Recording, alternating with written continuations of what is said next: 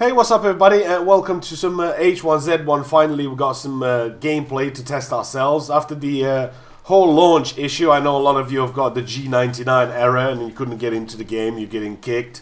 But after trying it for a couple hours last night when he launched, I did manage to get into the game and play a little bit. And maybe I was just lucky to get into the game. But this morning, as I'm recording this video, I didn't have an issue whatsoever. I got into the game, it worked fine, all the servers were full. And I get to play and I'll get to tell you what I think about the game. Well, what about map size? What do you think about the map? What about the population? What about the servers? What about the loot? Well, let's have a look at that. Let's start with the map. Well, the map is not as big as Chernarus, if that's what you're asking. It's nowhere near as big as Chernarus, I would say. It's about a third of the size of Chernarus, I believe. That's what they said. It's, I think, 70 square kilometers, something like that, I think they said. But the map's obviously going to increase in time.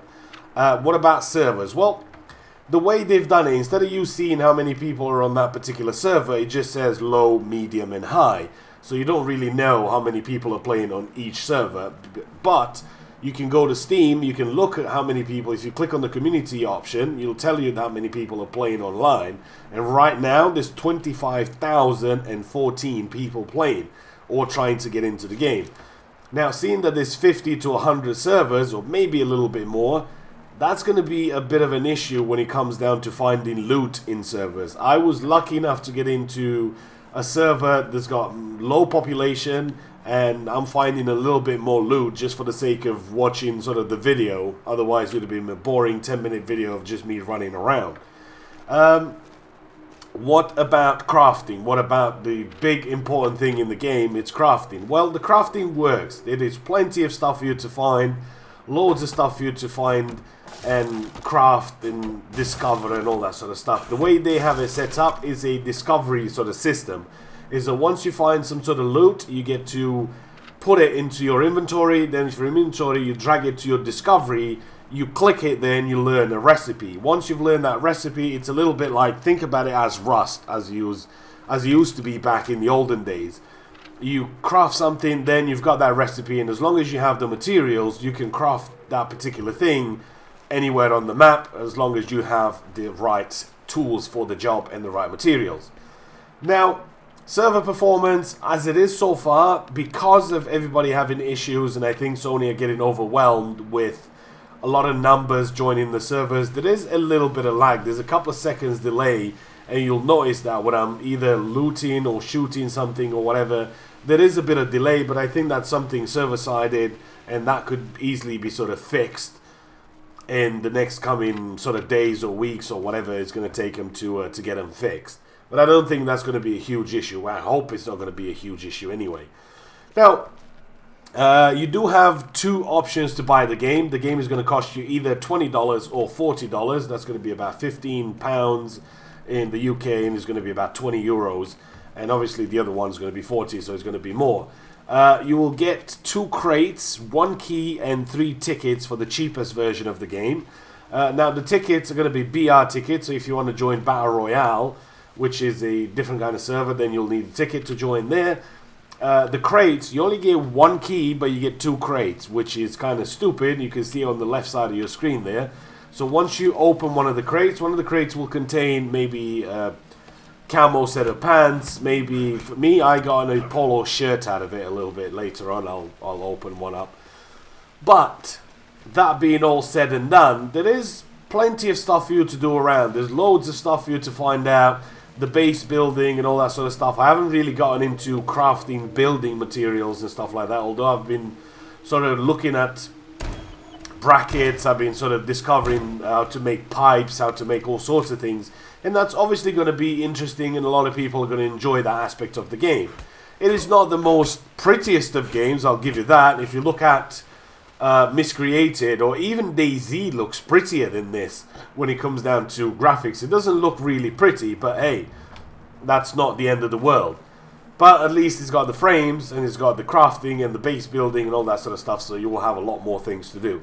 Now, in your $40 version of the game, or if you only can get this a separate thing, you don't have to purchase the $40 version, you can just buy it separately. There is something called an airdrop. Now, the airdrops, like in Rust, you call it and eventually you'll come down with a plume of smoke and a parachute, and it will drop something for you. Now, as far as I remember, looking at this game and watching the streams, Sony have always said that we're not going to do weapons, we're not going to do food, we're not going to do water, we're not going to do any of that in those crates, because that's going to ruin the game. You know, the pay-to-win aspect, everybody hates that. And a lot of people have always thought that this game is going to be free early on, but it's not free. It's going to be free eventually, once they do a lot more testing on the game and once they iron out some bugs. And it will go to the PS4 at some point, but not yet. So I suspect maybe at least 6 months or so before he even gets out of the alpha stages, and then maybe they can try about thinking of putting out the game for free.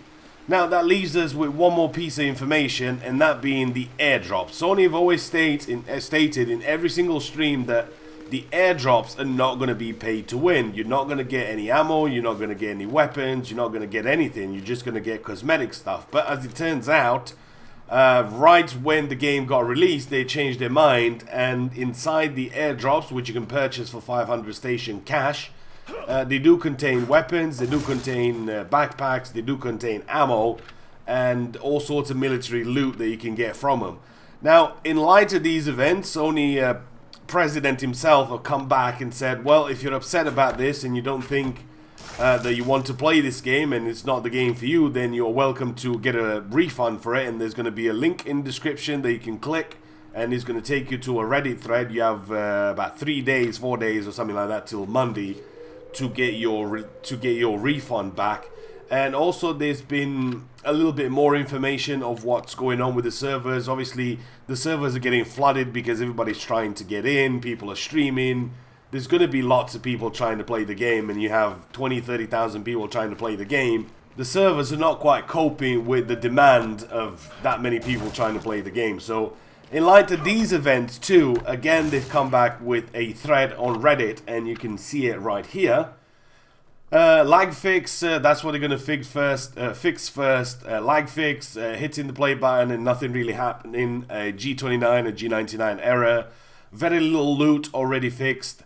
And will go up as soon as possible. And airdrops, many fixes including how close they drop next to you, how wide the radius the drop is, the airplane speed, and of course making guns way less common. Now these are the things that they want to fix as soon as possible, and they've also updated that a lot more servers are going to be added for the EU and for everybody else, so we do yet to find some sort of medium populated servers and hopefully find some loot, because as it is, there's not that much around. If you're having 100, 200 people on a server or something like that, we're not really sure how many people are on a server, because as I mentioned, you can only tell by medium, low, and high, and very high, so we don't know how many there actually are in the game.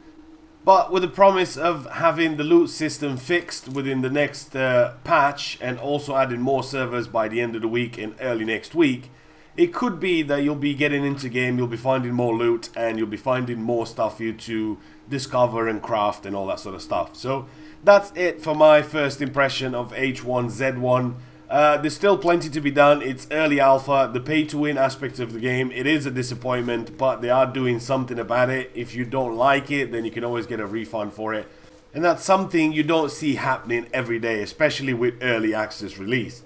While I do see potential in the game, at this stage I don't recommend you buy the game. Why? Because there's too many issues that needs to be sorted, way too many bugs, and it's too early for you to tell if this is going to be the next big survival game or not. I hope you enjoyed the video. If you have, keep in mind that I'm going to have some more base building, recipes, and all that sort of stuff coming up in the weeks to come, and if you decide that this is the game for you, then maybe you should buy it later on. I hope you guys have enjoyed the video. If you have, give it a thumbs up, post a comment, and I'll see you guys in the next one.